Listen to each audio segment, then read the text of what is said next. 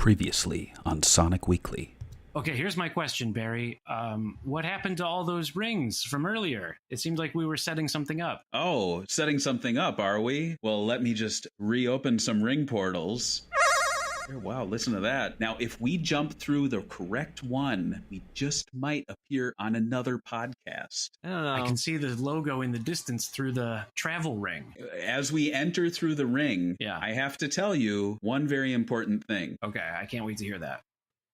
That's it.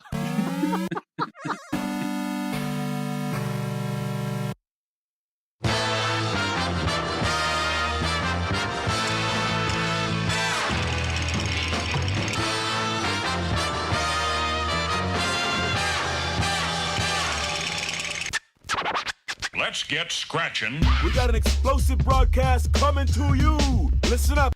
Sega games, just keep playing them. Sega! We're back. It's the SEGAbits Swingin Report Show. Live. Get ready for Sega interviews and news.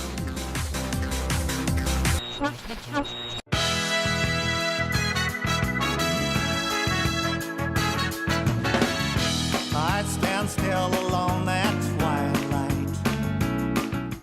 We are going to be on camera, so I hope that's okay. Very cool. Oh. Very cool. Okay, good. I knew David was covered in mud earlier. I was. In the episode, the one where we didn't see you all. But Yeah. I think we've made it through the portal, and I think Mr.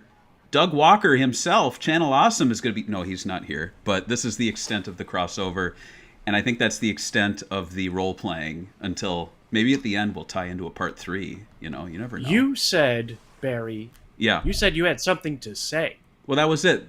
That we're going to be on camera. Oh. Yeah.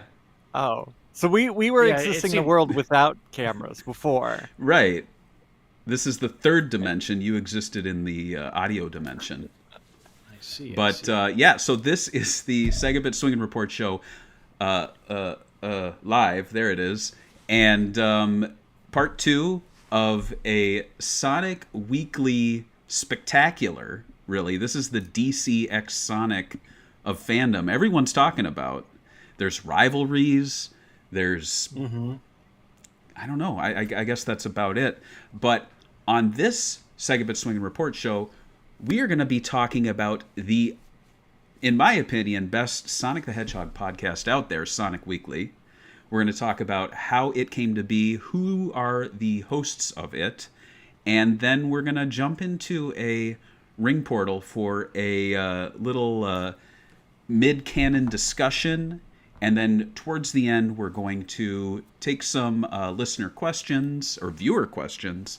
So if you are in the chat over there, leave those questions or talking points. We'll get to them towards the end.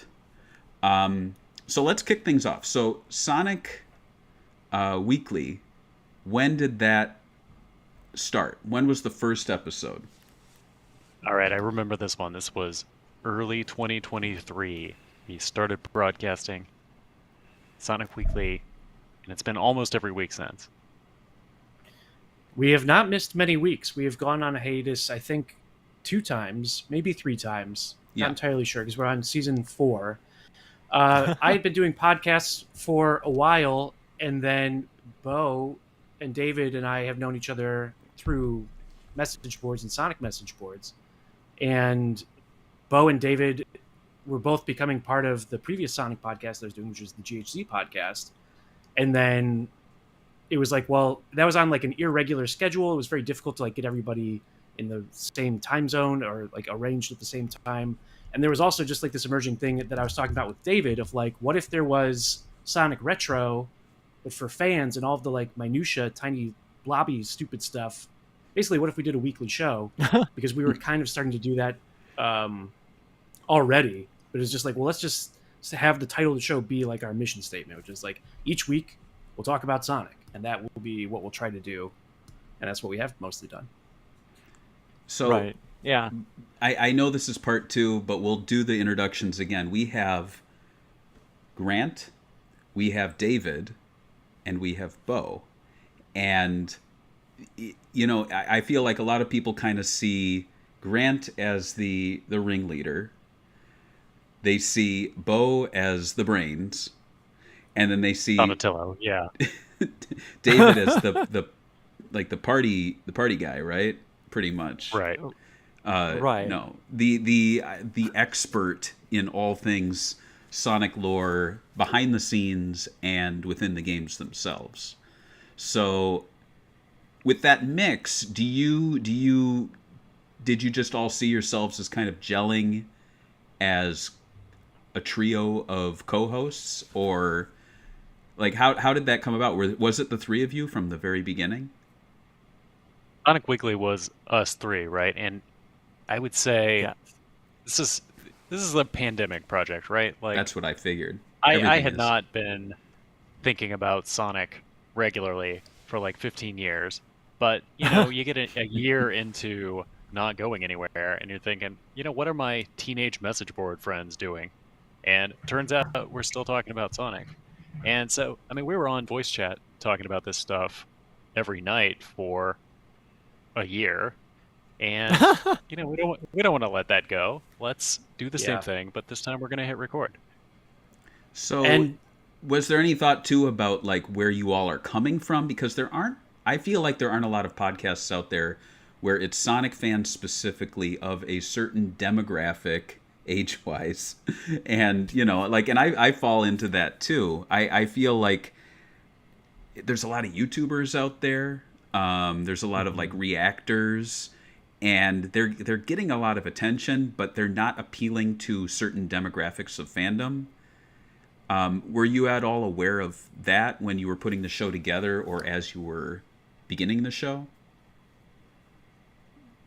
I don't think no. No.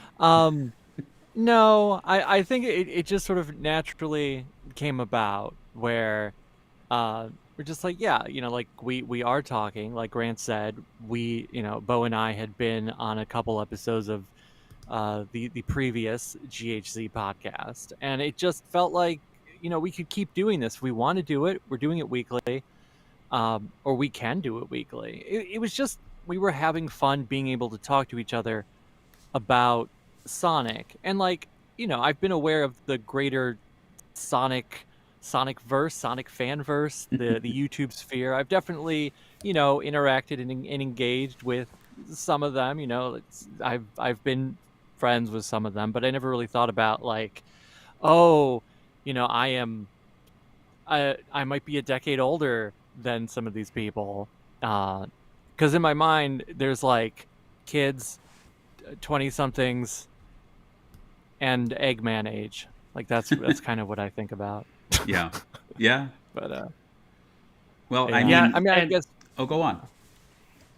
I was gonna say maybe we do fill a niche where it's like, we've been Sonic fans since essentially the beginning. We were kids when Sonic was new, and I know a lot of the tubers, a lot of the Sonic tubers out there. It does feel like they might have gotten started in the Dreamcast or the GameCube era. So they definitely do look at things a little bit different because their nostalgia is based in when 3D was king and before our nostalgia became their other nostalgia or whatever. I don't know. What are the layers? Go on, Grant. I think also that it's not just that we're of a certain age and that we knew each other. I think we do have a pretty shared sensibility with some differences in opinion, obviously, in different perspectives, but we have an appreciation for the developers and like the stories behind the games and the people that are making the games, as well as interested in the lore, the timeline, the comics, like all the different spin-off media.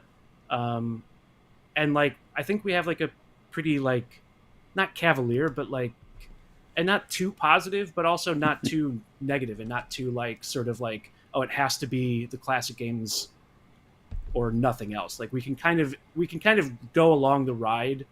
And I think Frontiers, to be honest, which was the first game that we covered together on Sonic Weekly, was the DLC.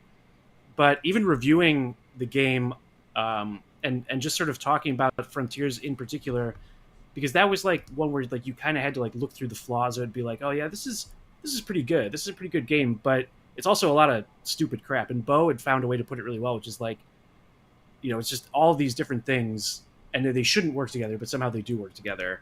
And anyway, talking about that in the release of DLC, I think that, it was sort of a happy accident, but I think it's also like it was meant to be. Yeah. Nice. So doing it weekly, you don't have any other, I guess, social medias or news sites that you work on outside of within Sonic fandom or within Sega fandom, aside from, I would say, maybe like Bo here below me. And so what is that like, juggling the two? Like, do you see the Saturn sort of stuff as a completely different side of your fandom, or how do you find the time to essentially parent and dig through video games and talk about Sonic weekly, Bo?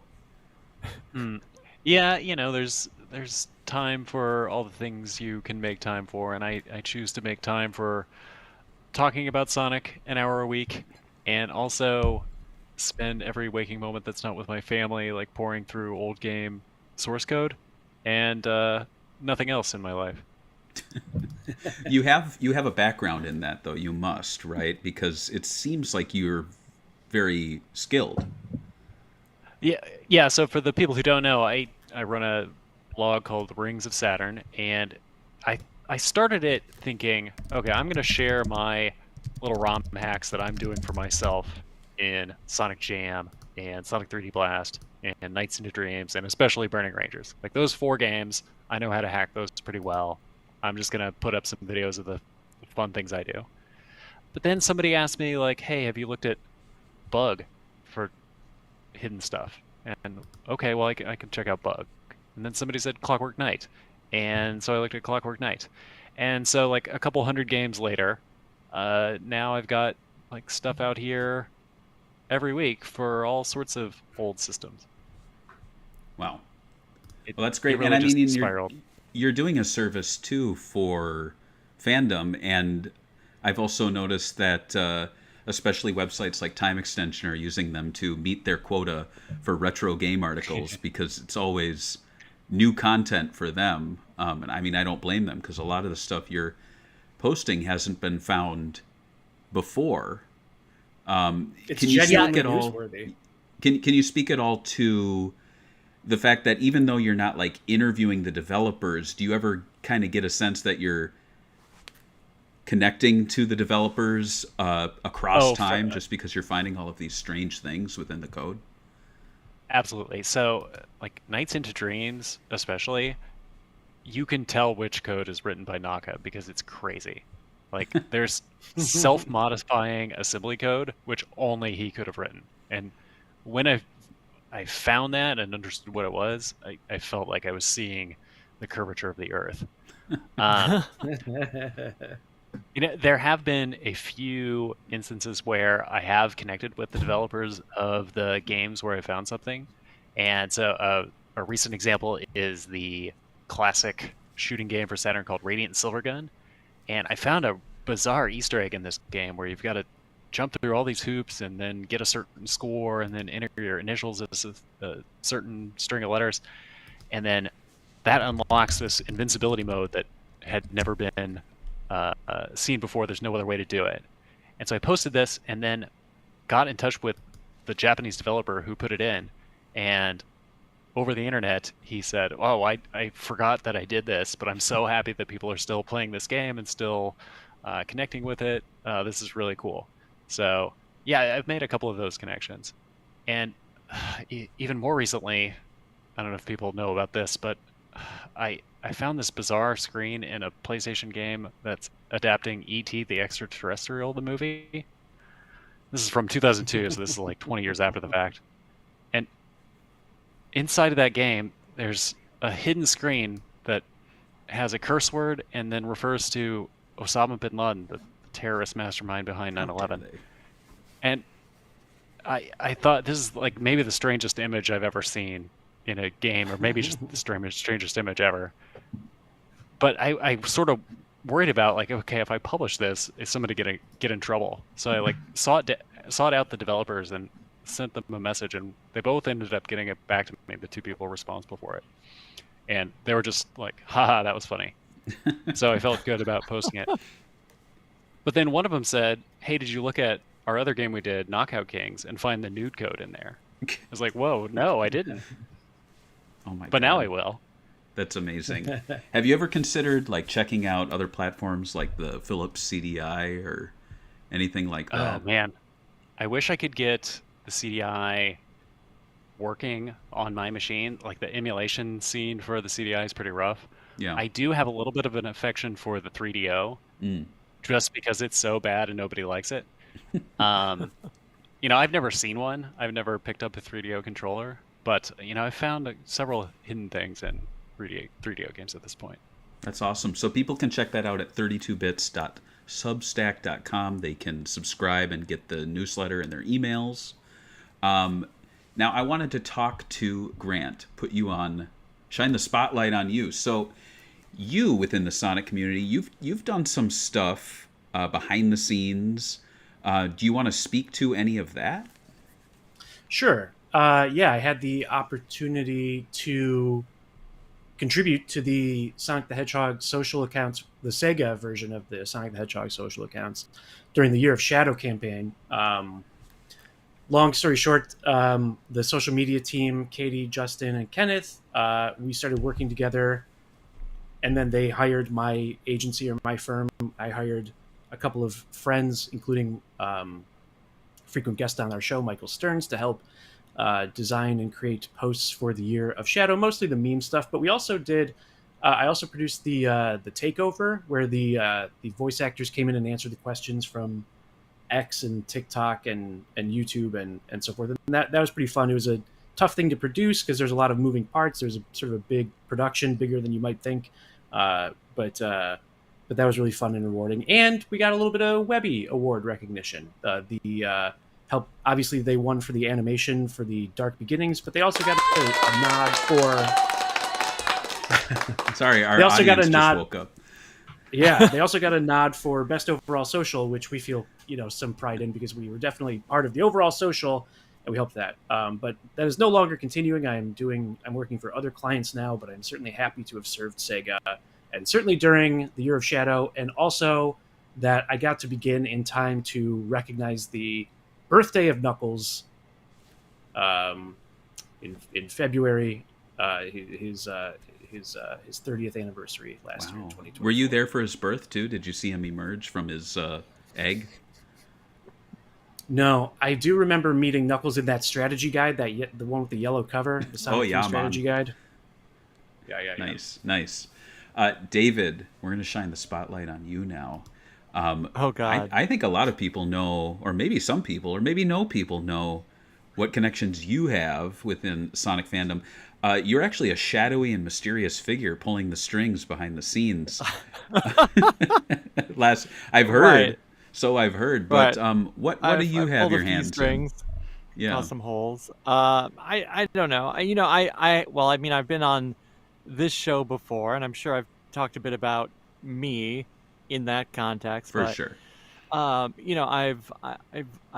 been a Sonic fan all my life. I've been hiding about the Sonic internet fandom since '97, I guess. Not that I was doing much back then. I was a child doing child things, as a child tends to do.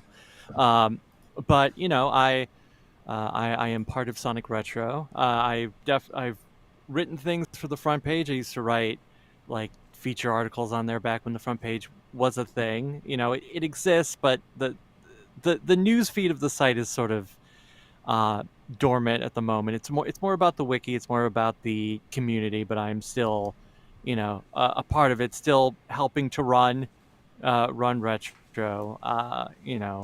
And I guess once upon a time, I helped the Sega socials do one thing. I did the Big's Big Fishing Adventure 3 : The Trial, which did exist on the old Twitter, which is a saga, Barry, you and I have talked about, I think, on this show before. Yes. It's not like it, we don't have to get into the nitty gritty of all that, but it's there. And,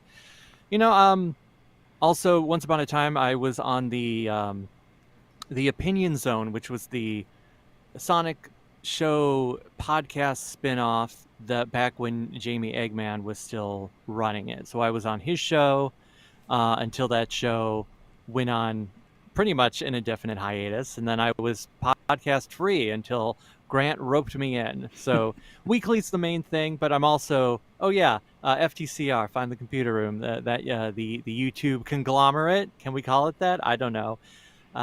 When we remember it exists and we put up a video, I'm over there. So I'm hiding out. I do whatever. I think about Sonic. I've thought about Sonic way too long. Unlike Grant and Bo, I can't really say that I dipped out of Sonic for too long. There was a period of about like 2-3 years where I didn't buy the games, but I was still reading about it and looking on the message boards and going, "Oh, I can't believe Sonic's so bad right now." But I still paid attention. I never really stopped, which I don't know if that's a medical condition I should look into, but yeah, I stopped from 2004 to 2007, which I feel like is the best time to stop. Like, if you're going to take a 4-year break from Sonic, that one or the Boom era, I would say, where it's like Lost World, the Boom games, like that would have been a good time to dip out for about 4 years too. Maybe go to jail for a bit or something, Mr. Barry, may I ask you a question? Or may I ask go for it. The assembled a question. Do you see yourself ever having a Sonic dip again, where you will, or are we all way too invested now? The Sonic. I mean, I look at your background and think dip. It would be impossible, but maybe. I have thought about that, like in the future, like when I'm like, I'm over Sonic, I gotta sell this shit, but I feel like I'm too, I don't want to say headstrong. I'm too, like, what's the word? I won't do things just out of spite. Like I do this show. I did this show for a while just out of spite because there was another podcast saying they were the longest running Sonic or Sega podcast, and I looked at it and I'm like, no, we are. But then I'm like, if this show stops, they will be. So I kept doing this show, and now I'm doing it a bit more regularly now. But this was a spite show for a while, I will admit. You can watch those spite episodes. They're not that bad. There's a few that are just like, man. But yeah, unless it falls down to comes down to the series. Like if the series goes, I don't know, like if they do a complete reboot and they give the characters completely different looks and it just does not click with me. A great example would be Rise of the Teenage Mutant Ninja Turtles and the most recent Teenage Mutant Ninja Turtles. Those just did not click with me. And I've never been like a hardcore Ninja Turtles fan, but I definitely was into it in the 80s, and I got back into it with the 2012 series, but then they lost me again. So thankfully Sonic's actually pretty consistent, at least since, I gotta say, maybe 2008. Like the mere fact that they're using renders from that for like a 2024 IHOP promotion says something about the it's not even the staying power, it's just like the brand consistency. And I know some fans are like, oh man, this render's older than I am, why is this being used on merch? But I'll be honest, like I'm glad that Sonic has maintained a look, even though his voice might change, even though the writing might change, the gameplay might change. I'm glad that Sonic himself has remained largely consistent since at least 2007. And I don't know, I feel like we're too far out now for a shakeup, because they might ruin everything and then people will stop playing the games. But the movies are really a shakeup. The fact that they've given us such a different take on Sonic, and I think that's the way to do it, is to introduce new media, introduce like a new TV show or a movie like Sonic Prime or the Sonic movies, but keep the video game outside of doing little tweaks to the model. Don't go crazy anymore. Like I don't think the series needs that, unless someone disagrees here. Well, once I saw a video about someone who wanted to redesign Sonic and just make his face all blue, and he wore a backpack. Yes. Oh my god. That tells you everything you need to know. Yeah, that was terrible. Oh my god, that was bad. But Right. hey, Well, it wasn't Sonic. I don't know if it was bad if you're thinking, oh, this is Sonic. If it's not Sonic, yeah, maybe it's not that bad. But it just wasn't Sonic. yeah. So I don't know. Either way, oh God, what? What is this? Oh my Huh? god. I think it's Oh, a is this ring. the link to your? Is this the link to your Spite playlist? No, this is actually going to take maybe us. it's back to our show. This is going to take us to another segment now. So now we're going to be talking a little bit about canon within the Sonic racing games. And by that, I mean specifically Team Sonic Racing and Sonic Racing Cross Worlds. Of course, in the past, we had Sonic and Sega All-Stars Racing, and we had Sonic and All-Stars Racing Transformed. But those had other Sega characters. Those didn't really have any story mode. Transform did have a comic book, which was in, quote, Another Time and Another Place, where a lot of the Archie video game comic books like to exist. But there are elements of those games that have kind of seeped into Team Sonic Racing and Cross Worlds. So, for example, we had the Sonic's car, Tails' car, like all of their vehicles kind of made the transition with slight redesigns. Some of the tracks in Sonic and Sega All-Stars Racing made their return in Team Sonic Racing. I didn't even remember this, but I played Team Sonic Racing for about 30 minutes yesterday just to get a refresher, and I'm like, wow, they're dipping into some 2010 era nostalgia here. Like, this is kind of cool. But David, I have to ask you, with the canon, where do you see these first two racing games existing, if anywhere, or are they purely video games with no connection to the canon as a whole? And don't give me that everything is canon nonsense, because not everything is canon. Not everything.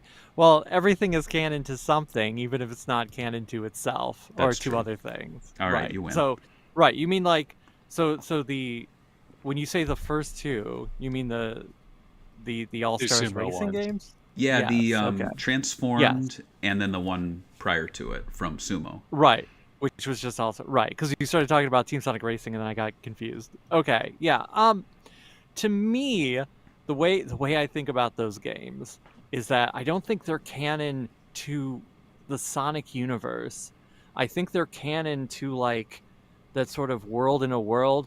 You know, like Sega Gaga, which is, hey, Sega is a video game company and Sonic exists and Alex Kidd exists, but they're kind of like actors, the sort of the Roger Rabbit thing. So to me, that's what I think of it as, that those games take place in a world where Sonic does exist and the video games exist, but he's sort of an actor in it, which could also mean that Eggman is villainous and does villainous things, but he also plays himself. It's where the lines blur, kind of like with, I mean, Disney, whenever they go, oh, here's Mickey Mouse as a character. You have House of Mouse, where Mickey Mouse is an actor, and he runs a club, and sometimes Jafar goes to the club. But then there's the special where they're all villains and try to do villainous things, even though really they're just actors playing villains, but they're also villains. And then your mind explodes. That's how I look at those first two games. It's something weird like that, where you can't really say, oh, this is between, this is between Lost World and Forces, but it is like maybe it's the thing Sonic did for fun between filming those two games. Wouldn't it be fun if like in the Sonic Frontiers sequel or follow up, it's like, Sage, I haven't seen you since we were driving together here on Kronos Island. That's great. Like if they directly referenced the kart racing games, that would be fun. Yeah, that would be interesting. I feel like the comics are probably the next place we're going to be seeing like Cross Worlds referenced. It's kind of ironic or funny, whatever the word is, the fact that we have a Chaotix comic book coming out, and it takes place in a museum, but it's not Wonder Museum. It's like a museum they made specifically for the comic. And I feel like that was such a wasted opportunity for a Cross Worlds crossover. But now we have a mall, we have a museum. I mean, we have some very pedestrian places now made canon. And Worth noting too that what is it? Colorful Mall is the track. They Yeah. have bathroom signs, and I feel like that is the first time a restroom has been mentioned within canon. No? Sonic Is there- Adventure. Oh, that's Yeah, correct. Are there toilets? Hot Shelter, yeah. Does Sonic use it? He doesn't use it, but he can go in. They're for humans, though. Oh, But no, that's true. Okay. Gamma can go in. There are toilet. You can. Okay. Good. So Sonic can pee. That's good to know. So We get to see Sonic shower in that game, but we don't get to see him go number 1 or 2. damn. I guess I we like have the did phrasing. just We get out don't of the get sewer. to. we don't get. We don't get, Yeah. we don't they- get to. Look what they took We from don't us. get to see Sonic go to the bathroom. Yeah, I guess that's true. So, but then in the context of these two racing games, then Sonic has his car. Are we to presume that this is a Dodonpa creation, a Tails creation? It does exist in the comics quite a bit, both in Archie and I think IDW, as sort of just like Sonic's car. But I don't recall any like explanation within the games itself as to how they got these vehicles. Unless I'm missing. I like to think they found a good lease program. They're You know leasing. that they're. Yeah, I think they're leasing. I don't think they own. Maybe it's lease to own. But I think they just want to try it out a little bit. And Progressive is their auto insurance. Yes, that's right. And Honey Nut Cheerios is the cereal of choice. That's true. And I think that's kind of That is dipping all back fair. into the Sonic as an actor world, where he's appearing in commercials and he's doing. And you've actually, I Wreck-It think, Ralph. Grant, you've worked with the Sonic of the actor world because he's done the takeovers. And Yes, and not to brag, but he did, because I stocked bananas for the actors to have as like a snack, at the craft table. In his Sonic voice, he was like, "Go off, King!" And I was like, "Oh, that's nice," because he had a banana. But it was a Sonic voice directed at me. I was mostly Wow. trying to be seen, not heard, not really, be part of it other than producing it. But you've existed now in canon. I've existed now. Yeah, that extension of the voice towards me canonizes me in as much as anything would. As much as like my avatar in Forces is canonized. Buddy. That's true. Uh, Yeah. Now another thing is these ring portals, and I'm not talking about the ones in our fictional crossover here, but like the actual rings opening up and going into them. That feels like very much an invention of the movies, is it not? I mean, I know we have the definitely. special Yeah. stages. But being able like- to see through them specifically, I think, is something that was taken from the movie, and I like it. I think it's a nice visual enhancement to what you saw in Sonic 1, Sonic 3. Yeah, and we've also had Bo, do you remember where else have they had the portals? Was it in maybe Generations just recently? They actually brought one from the movies within the game. Oh, and Sonic Jam, of course, too. That's true. That's Gotta true. Jump through to get to the credits. That's true. Right. And then we've had Sonic's Sonic charging 3D effect. Blast. Oh yeah, that's Yeah. where you go in with the. They're sideways though, right? Yeah, they are. And you go. You kind of do a dunk on them. Yeah. Yeah, you do a throw the dunk, and there's like a foot in little place to hold them too. there. Yeah. In Yeah. now Archie, they had warp rings for a while, right? Like in the tail end of Ian Flynn pre Genesis wave, wasn't it like, oh, we have the giant rings we can travel through? I feel like that was a thing, right? I know in That- Fleetway they had the lampposts, Right. but in Archie I think they adopted the rings as a means to transport places, and that's why all of the echidnas vanished, because Thrash, in between issues when everyone was unconscious, threw every echidna into a giant ring, and he was like, "Yep, I did that. Now we won't get sued." And it's like, "Oh yeah, I guess not. Don't worry about that." I don't know how you throw everyone in, but It's difficult to adapt the rings to other media because they are such a game mechanic. And Archie had kind of the goofy issue where Sonic has a billion rings, but what's the point of the rings? I think the Saturday morning show did it nicely, where you get one ring, and then you use it to power up, but you have a very limited supply of them. That was nice. But the movies, I think, okay, we can use this to go anywhere. That's what you want. That's gonna unconstrain you in your storytelling. Right. I think and the movies are the best use of the rings and the best justification for the rings. They work as well, kind of for the games. You want more rings to give you more options of places to warp to in case you almost die by getting crushed by a block or something. But Sonic he has a finite amount in his bag, and especially in the first movie, he's very like Leprechaun about them. My rings, where's me rings? He's like Movie kind 2 of as well. obsessed with having them, and when he drops them, he's like trying to scramble and get them all. I don't know. It's a little unsettling. I'm glad he seems to have more though now. He's like willing to use them for a vacation. He's willing to be a little more free with them. And in my head, it's just like Tails says, "Oh, I got to set him up. Don't worry." Oh, Right. yes, I mean, that that's makes true. sense because Tails had to use them to get to Sonic.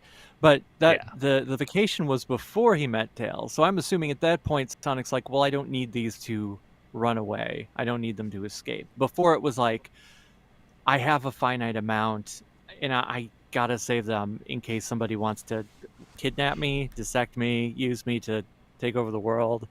Now he's like, nah, it's fine. But yeah, you're right. Now with Tails and also Knuckles, they must know where to get more, especially if it is the way that all advanced civilizations transport themselves in the universe. I hope No. they still come out of lakes, like in Saturday. That would be great. Yeah. Maybe they do. They float Right. to the I mean, top. even Gun, right? Even Gun has access to rings. We saw it in the Knuckles show. The yes. the angry evil gun agents just had one, kicked a person into the mushroom world. Why the mushroom world? I don't know. They could have kicked them like directly into the sun if they wanted to, but they were like, no, you're gonna hang out with mushrooms for the rest of your life. And they knew about the mushroom there's- planet. They envisioned it and they sent him to it. So there's a Yeah, I whole- don't know why. Yeah, there's rules to where you can travel though, right? You can't teleport into the secure base in movie 3. because you don't know what it looks like. You have to visualize it in your mind. to- But you can also be told about it, because clearly that guy didn't go to the mushroom planet before. So he's thinking No. about the mushroom planet, and then he throws it. Maybe he watched some video of Eggman. I don't know, like Robotnik. Right, maybe when talking about it. Eggman got sent to the mushroom planet at the end of 1, somebody took a picture of the portal. So everyone just goes to that one spot. They're just sitting in Eggman's, discarded mushroom coffee. It's very unfortunate. Right. And so But listeners to Sonic Weekly know that I am partial to the idea that Sonic Adventure taught us that nothing is really fixed. There are differing perspectives on the same events, and everybody remembers things in a way that makes them look good. So, did they really kick him through the mushroom planet in a ring portal? Yeah, maybe. That's a cool story. It's a good way to dispatch your enemy. But would everyone remember it that way? Who can say? That's a good point. And another good point is the fact that we have Minecraft now in a canon game, and the ring portals can not only send you to places within Sonic's world, which I should note, apparently there's time and space going on here too, at least in, I think, the theme song, the future and the past, though they don't really play that up too much. I feel like maybe the North Star Islands might be the past, or it could just be existing in the present. The dinosaur is the big thing of the past. That's it's the in thing the of key the art. past. Is it a and past in that's the like Riders games? Well, it's The- coming from the- Secret Rings, I think. Oh, is that from which is Secret actually a Rings? It's a- fictional storybook, so it's not really Right. the past so much as it is an old story. That's true. But does it- dinosaurs are things of the past, I guess. Maybe we don't know. Dulcie. Well, generally. canon is Dulcie. We'll see. All right. I haven't met any dinosaurs in real life, but I haven't watched the latest Jurassic Park, so I don't know. Right, but in the game, doesn't Sonic make a comment that makes it sound like that the worlds you're going to in Cross Worlds aren't real, but they're like constructs made by Dodonpa that you're racing through based on places they Oh know? my god. Right. But Donpa really did his research. He says that. Yeah, Oh that's yeah, what. he says that about cyberspace. Yeah. Yeah, so it makes it sound like, oh, we're not in cyberspace, but you've recreated cyberspace using your technology. Right. Frightening technology, and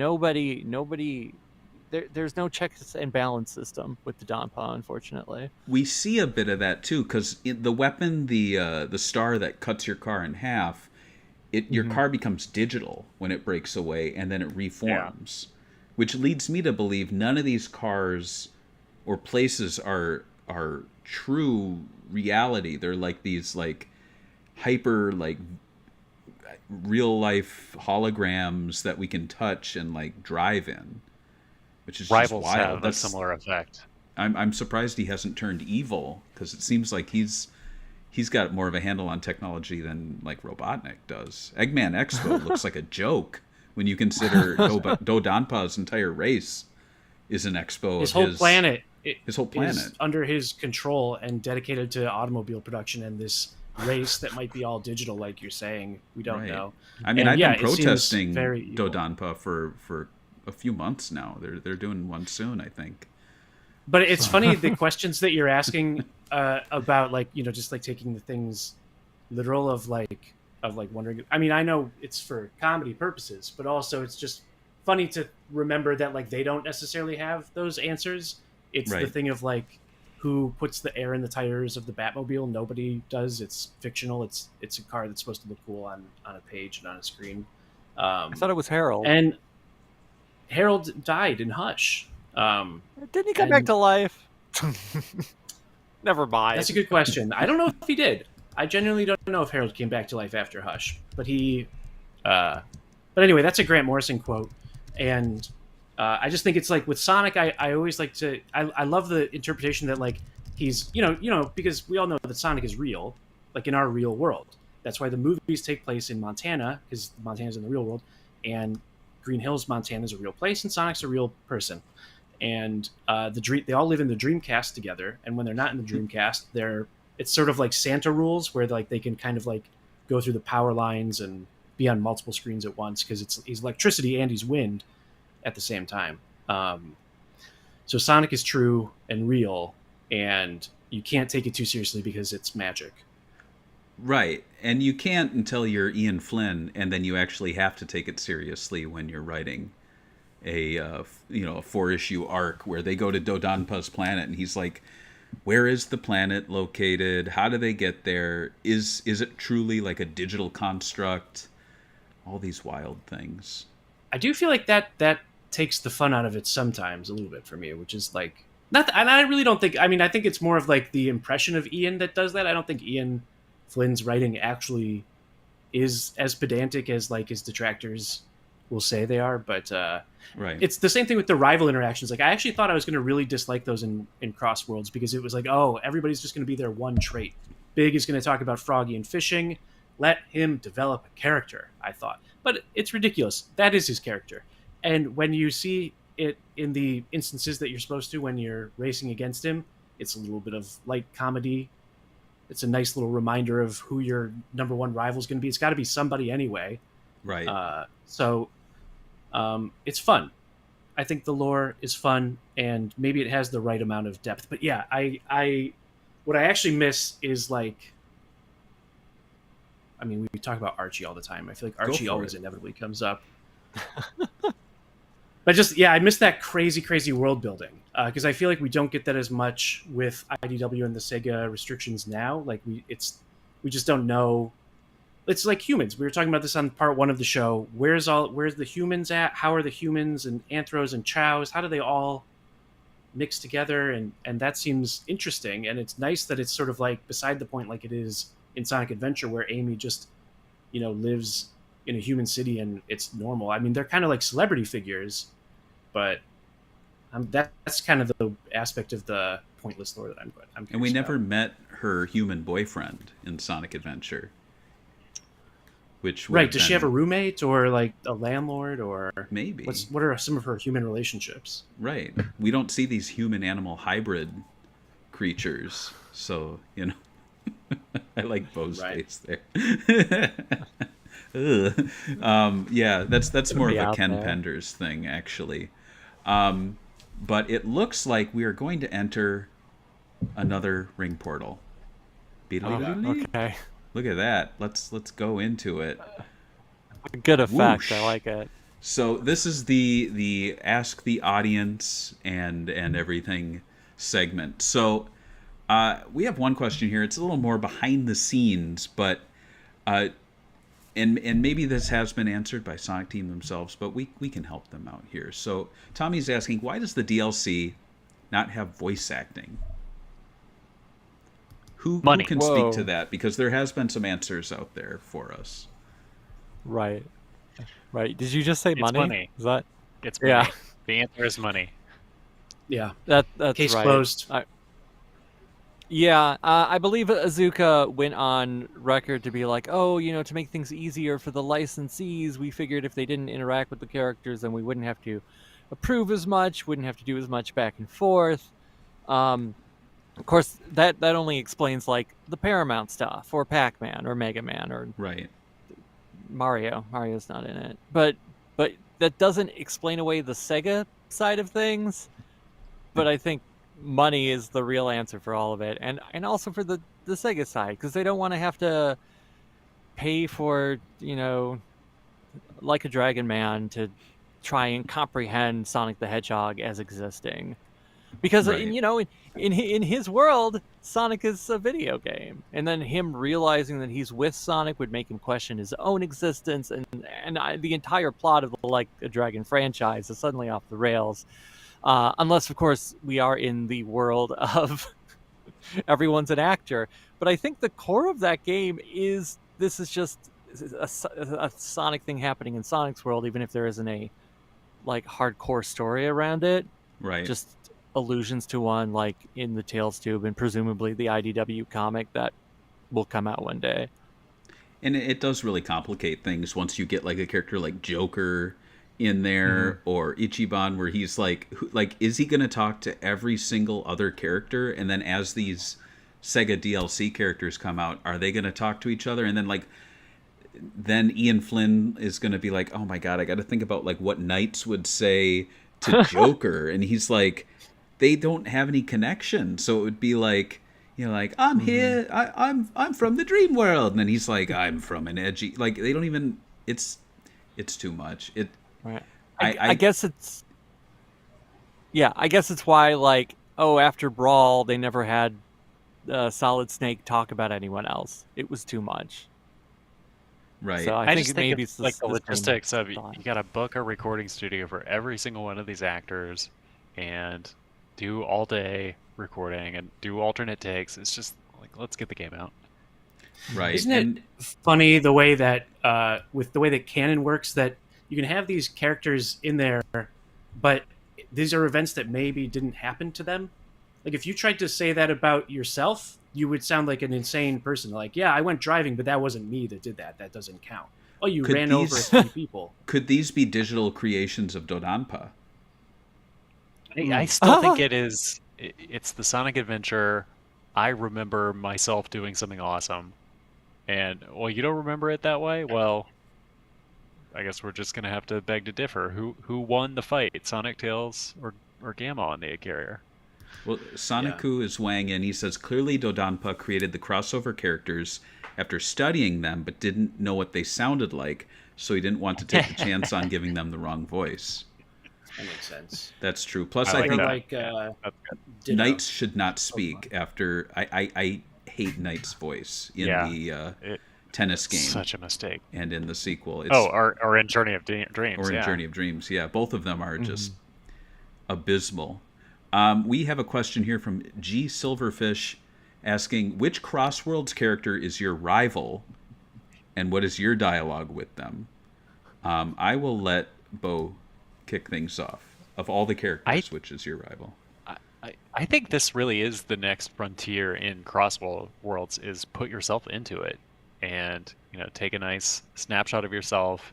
It's you driving the car, and then you can record your own interaction with Sage is my answer. I'm gonna pick Sage. Wow. And what would you say to Sage to make her feel obsolete. Sage, I'm glad you got a better ending in Frontiers in the third DLC, but I remember the first one. You did not survive, and that's how it's going to be for you in this race. Whoa. Wow, that's a deep cut. Right. How Starting about you, to, David? Oh God, I don't Dear Father. know. Dear Father. Right. You know, my initial thought was just to be like, "Whoa, Sonic, you're real. I don't understand." And he's like, "Yeah, of course I am. Why wouldn't I be?" And I'm like, "Well, okay, since I've got you here, when is your actual birthday? It's June 11th, right?" And then, but, I mean, other than that, maybe I would just talk to Big about fishing. I guess everyone's rival in that game, so we would have to come up with dialogue for everyone. It sounds like a lot of work. I don't think anyone's your rival because you love every Sonic character equally, correct? That's right. Yes, Yeah. there's no such thing as a bad character. Sometimes there could be bad writing, but never a bad character. Everyone's great. 100%. Zaz agrees. How about you? How about you, Grant? Well, I interpreted the question a little differently. So my rival is a DLC character called the Devil, and the Devil is my rival. Wow. And the dialogue that I have with the Devil is it depends. If you're playing as the Devil, and I'm your rival, I'm like, "Not today, Satan," and I do like a finger wave. But if you're playing as me, and my rival's the Devil, I go 666, more like sucks. That's you sucking down my dust because I'm gonna get ahead of you in this race and come out number 1. Wow. Semicolon. And in the end, I think you'll see that I am the superior racer. M dash, unless you beat me, which I find unlikely. Period. The devil went down to Dodampa's world. Man, you don't like the Devil, do you? Wow. Okay. I'm calling out the Devil right here, right now. If the Devil wants to fight, it's Sonic Racing controversial, but Crossroads. yeah, I don't like evil either, especially the Prince of all evil and darkness. I would say my rival would probably be the Joker character, just because Joker. Ever since Sega bought Atlas, I always felt Atlas kind of being like there, and I really should pay more attention to it, but I'm already overwhelmed by, like over 60 years of Sega history and games, and I'm like, I really don't want another studio now. I have to imagine that's how hardcore Disney fans felt when they like acquired Marvel and Lucasfilm, and they're like, oh my god, am I a Star Wars and a Marvel fan now? Oh boy, I gotta take all this stuff in. And I wish it was Joker from the DC universe. Like, I think that would be so much cooler, and people may scoff at it, but as evidenced by what I just picked up at Target today, DC and Sonic canon, and I don't know why. And this actually brings up one of the questions here. I'll get into it in a second, but I don't know why Prime is in this game, a series that ended well over a year ago, if I'm not mistaken, and has not had any toys on the shelves outside of old stock at Walmart. And yet it's here in the game as DLC, and I don't mind it, but I feel like, where are the movie characters? Where are the DC Comics crossover characters? Mm-hmm. Clearly they can make deals with like SpongeBob and I mean, not like the actual real SpongeBob, but like the company that owns him. Right. I think it's SpongeBob as in well. Where are the characters? Like, where's Amy in her Wonder Woman outfit or something like that? I think this game is going to have a very long tail, and all of these alternative skins are going to be in there, and it's going to be like the Forces mobile game. Like, they've got Antoine fighting Sonic Underground flunky bosses in there, and we don't know about it. We're not playing the mobile games. Right. Yeah. They do get a little crazy there. There is a question here from Ser2 asking, how canon is Prime, or does it not matter? And I have a follow-up question too, but I want to hear your thoughts. Do you all see Prime as like game level canon? My take is that Prime is to the current generation as Saturday morning show was to our generation. And I know that sounds heretical, but I have a 7-year-old who's right in the target demographic for Prime, and he loves it as much as I did the Saturday morning show. And is Sat AM Prime or canon? I don't know. Somebody's canon. Is Prime canon? Same answer. They're the prime demographic. Right? There you go. All right. Exactly. No, I got what you were saying. It was a bit of a pun. Yeah. And a bit of no one's truth. laughing. I think some people's audio might have messed up. They didn't hear that part. There's layers of canon. It's like an onion. It's a spectrum of canon. It's like Now, the old Star Wars expanded universe, where it's like some true. things are super super canon that are absolutely they happened in every story, and then there's Right. other ones where it's like, yeah, maybe not. It kind of depends on your point of view. Now, if Right. they were of the Shatterverse, which has since been unshattered, how are they appearing through these like portals into Sonic's world? Or are these Dodonpa creations once again? Oh God, right. That's Dodonpa is out. the only one who's aware of the events happening. He's like the monitor, or Oh, from What Yeah. If? From From Marvel, right? oh right, the Watcher. Yes, the Watcher Yeah. from What If. He who sees all of existence and all of the multiverse, or the Psycho Pirate from Crisis on Infinite Earths, who remembers the multiverse even though the rest of the DC universe didn't, until of course they all remembered it. But layers make sense, like, because I think of it, there is game canon, and there's many layers of canon within the games itself. But then I guess below that is comic, and even further below that must be Prime. Even though I think Prime doesn't work in the game universe for a variety of silly reasons, but it does feel like its own thing, and that's fine. But unless, I mean, they could have used this opportunity to have Sonic talk to Pirate Dread Knuckles and be like, "Oh, I thought that you disintegrated when I saved the world." And he's like, "You matey, no, I went on a cool pirate ship and survived."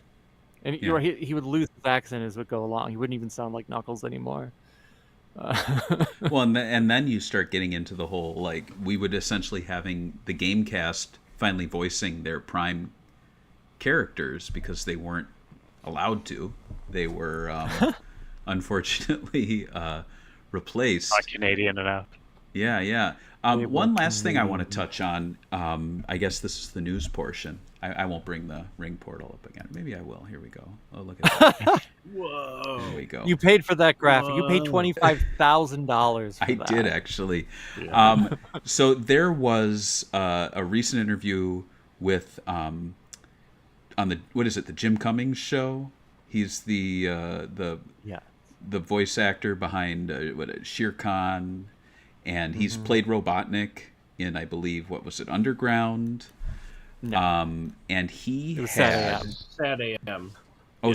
was he Sad AM? Who was the Underground Right. one? It was a Gary different Chalk, actor. the guy who That's was right. Grounder in AOSTH. And also He was appeared also in the first Robotnik. Sonic movie as a Yes. government official. I'd vote for him. He's the true Crossworlds of the Sonic world. Yeah, right. So they had a Sonic Adventure voice actor. I'm blanking on his name at the moment. Ryan Drummond. Drummond. Yeah. Ryan Drummond, yes. And he told his account of the whole replacement, his being replaced. And I'll bring it up here, but did you all see this? And what were your initial reactions to his retelling? Because I always like to learn about these things, but not when the facts are so wrong. Yeah, I feel this same way as I do about Sonic Adventure. Like, he's got the way he remembers it. You click on him on the Choose Your Buddy screen, and you get one version of events. Then you play Big Story, and it's totally different. So, yeah, glad to have the perspective. I don't know if it's consensus reality. It's sort of like Johnny Gioli and the authorship of Live and Learn. I love that he has a memory of it where he's the hero of that story, but the copyright office doesn't agree. Right. Right. Well, I think I have right. the What video is- here. Let me see if I can bring it up. But We can watch it together like a family, if you can we do could that. actually. Yeah. let me see. I think this is it. This might be it. All right, here we go. Let me get it in here. Sometimes it's a little tricky doing the video. Let me see if I can get the audio on. Oh, there we go. I just love how bad YouTube Shorts are. Because of how they're trying to be like TikTok, They've but also- they won't just play. They've gotten long too. I was watching a YouTube short. This like isn't even it was it. like 2 minutes. Look, they changed it. Ah, well. Anyway, I was going to bring the video up, but people can check it out, actually. It's on the Jim Cummings channel. But essentially what he does is he walks through the series of events. He claims that Sonic X was brought over by this company called 4Kids, and then they reached out to Sega, and they're like, hey, we got your show. Do you want your video game actors in this show? And then they were like, use your guys, or you find some. And they're like, oh, okay. So they used their voice talent. And then they had 2 Sonics going on until it was decided, oh, why aren't we just using the Sonic X voice cast for the games? And then they gave Ryan the boot. But really, in my mind, what happened was Sega had already licensed it to 4Kids. Sega owned it. They knew they were bringing it to the West. 4Kids has a history of having their own voice cast do these things. They would never farm it out when they already have in-house talent. Same kind of goes for the Sonic Prime voice actors who are Canadian, if I'm not mistaken. So there's a whole contractual issue there. And so timeline-wise, too, it just didn't really line up much for me. Like, I believe the only 2000, if I'm not mistaken, I think 2004 was, like, Sonic Battle. So it's like he really wasn't doing much voice acting as Sonic after Heroes. Right. Now, I mean, Heroes in the West was released in January. It was released in December in Japan, and then it Right. was released in January over here. So, yeah, and then Battle, and that I think you might, I forget. I think you hear Ryan's voice in Advance 3, is it? But that might be just old sounds, not anything recorded specifically for that. Yeah, I do wonder, because it also feels like that's something that Sega would have had to whoever was trying to get the license for Sonic X, like, I don't know if 4Kids was the only party trying to get it, if there were Right. other groups who wanted to get the license and dub it, but I'm sure the agreements as to, like, this is how much money is exchanging, and are there any clauses for, like, voice talent, it feels like it's something Sega would have said up top, like, oh, if we'll only sign you on if you use our voices. Otherwise, it feels like it's not something that they were too concerned about. I mean, they certainly weren't interested in, like, brand synergy when Sonic Underground was released at the same time as Sonic Adventure. They didn't Right. say, oh, actually, you have to re-record everything with Ryan Drummond now. You have to fire Jaleel White, and we hope that Ryan can sound like Sonia and Manic. They're Isn't not paying attention to 1999 the other media at all in this Yeah. period. Yeah, 1999 is such a strange year for Sonic because you've got Sonic Adventure, Sonic Underground, and then Sonic the Hedgehog the movie, which is the OVA release, all in the same right. year. So that's 3 Sonic voice actors, 3 very different interpretations of Sonic, Right. And Oh, you yeah. have to all imagine, in his too, big resurgent year. people are telling him as he's doing the voice work for Sonic Adventure, I think there's a TV show coming out soon, so you might get that, or it's like in the works. And he had no idea how far along it was, because obviously, like, animation, the whole process probably started 98 when he maybe was recording. So it's kind of like all these things are happening around the same time, and they just couldn't line it up, and nor should they have, because Sonic Underground is really more of an extension of, like, a reboot of Sat AM. So I don't I know. don't really know what happened, but I mean, it's clear that just across the industry, voice actors tend to be, not treated all so great, not paid the best compared to actors in other mediums. So writers, actors, songwriters, it seems like there's a lot of different ways that you can get screwed out of what ends up being a huge contribution. That seems like, it's just a day of recording. How much is that? But it's like, well, it lives on.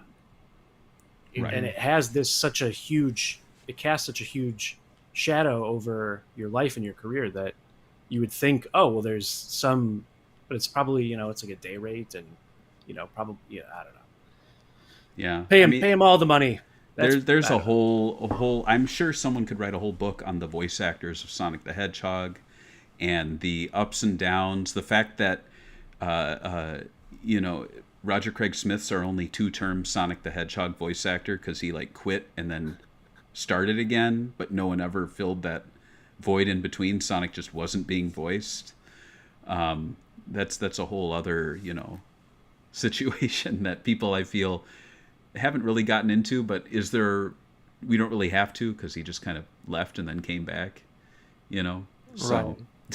It was a hiccup. It wasn't anything big. Of course, if you live in Japan, there's just been the one Sonic. It's just been Junichi this whole time. Nobody's even having this conversation over there. Right. So right. probably to Sega of Japan, they're just like, well, we have a Sonic. English Sonic isn't Sonic. It's our Sonic, Junichi, and he's been here since '98. What else? Except, of course, for the movies, they have somebody else. But even Junichi is the one who's in the Japanese dub of Sonic Prime. It's him. It's Right. just Sonic. So, Yeah. Wow, I wish I was Japanese. Maybe we should all move to Japan. Okay. Speaking of moving, And let's live in move a house on. together.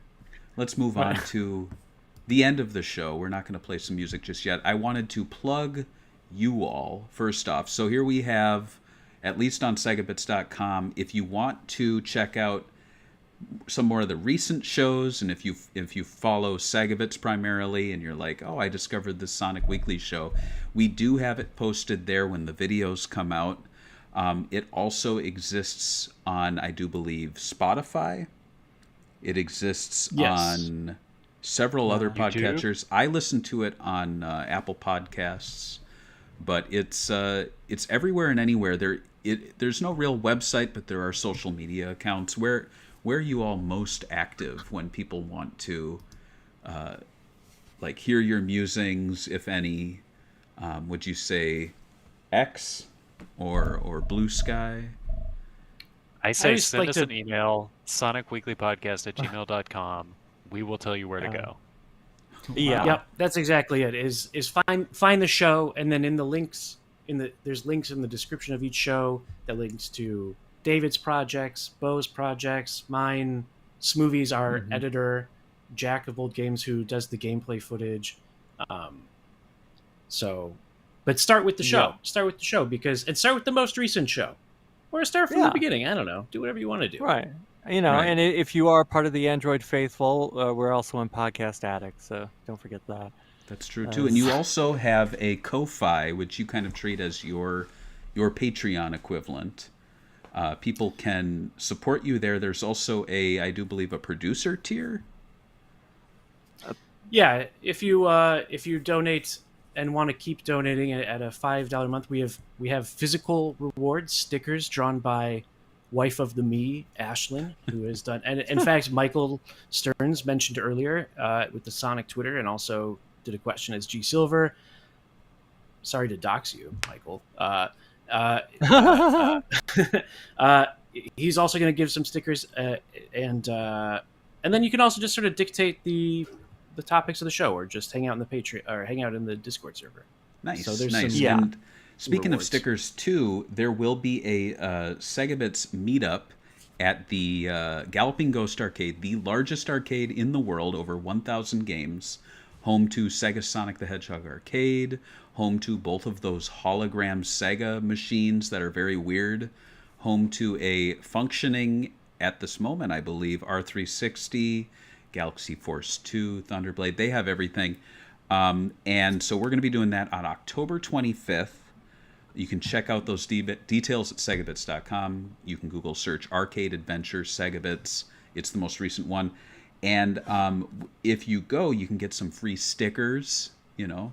So this is this year's. This is from Chelsea. She has done official art for Sega's social media accounts. It's Movie Amy Rose playing Sonic the Fighters.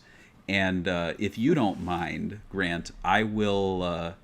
I'll get a little stack of these and I'll mail them over to you. So in your next little sticker, physical mailing, whatever, to your listeners at some of the higher tiers, you can include those. I would be happy. That would be awesome. Spread the love. Whoa, man! Anything I else? Hope there's no customs on these portal taking gifts through portals. No, I don't think so. We're in the same country. Last I checked. But well, you know, this is Earth X, as I alluded to earlier, unfortunately. So Satan does reign supreme here, and I know you don't like him, but sorry about that. He is my rival. Yeah. He is your rival. He's my rival too. But what's going to be going on the next episode of Sonic Weekly? I know you have it's going to record this week, correct? Can you give us a little tease? We are finally stopping talking about Sonic Racing Crossroads. We'll have to cover it a little bit in the news, but we're going to do a hard left turn to talk about Bonanza Brothers, the Genesis game. Nice. That's the sound effect that we're looking forward to. Nice. So that should be fun. Oh, I love Bonanza Brothers. And are you also going to take a look at or talk about the puzzle and action games, which are kind of a spin-off to the Bonanza Brothers? You'll have to listen and find out. PlayStation 2 version of the puzzle and action collection for hidden secrets, and I found nothing. But I'm glad I looked. Nice. Well, I want to thank you all for coming on. This will conclude the CrossPod. There will be no setup. There will be no post-credits scene. You all can sleep well tonight knowing that there will be no more ring portals. There will be no more talk of any of that. But and I'm not even going to bring it up and screw you over and actually set up a part 3. This is it. But I want to thank you all so much for coming on. It's been a lot of fun talking about Sonic the Hedgehog over these past few weeks. And I look forward to slipping back into listener mode and enjoying future episodes of Sonic Weekly every week. And you can check SEGAbits Swingin Report show out probably 4 times a year. But hey, sometimes we do it every month, and I feel like we've actually been kind of on a roll. So I'll be back on this show in a month. We're also going to be having Sega Talk. The next episode is going to be covering the Sonic 8-bit game for both Game Gear and Master System. So that's going to be coming out for Patreon supporters next week. We also have Rystar dropping to our new episode. So thank you all again for joining us. Thank you everyone in the chat for watching and listening. And we'll see you next game on the SEGAbits Swingin Report show live. Later. Thank you, Barry. Bye. Bye.